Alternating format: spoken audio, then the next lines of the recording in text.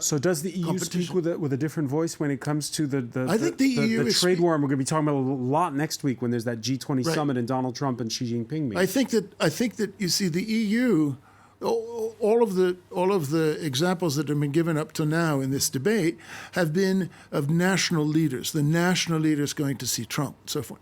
But the EU has tremendous actual power of its own, which it hasn't really been exercising, but which it looks to me, and I was in Brussels seeing some of these people last week, it looks to me like Brussels is much more ready to, and that's not that, and now we're not talking NATO, we're talking business, we're talking sanctions and so forth.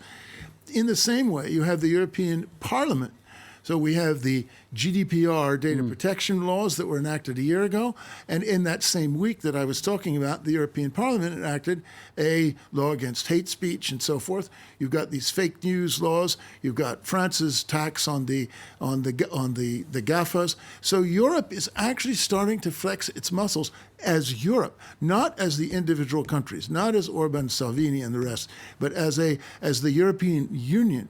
And maybe that's why Trump wants to bash the European Union, because actually the European Union probably in many ways poses more of a threat. So he's trying to do what people tried to do on Brexit, which is divide and conquer. And the more the Europeans stick together, the more the Europeans are threatened that way, I think the more likely they are to stick together.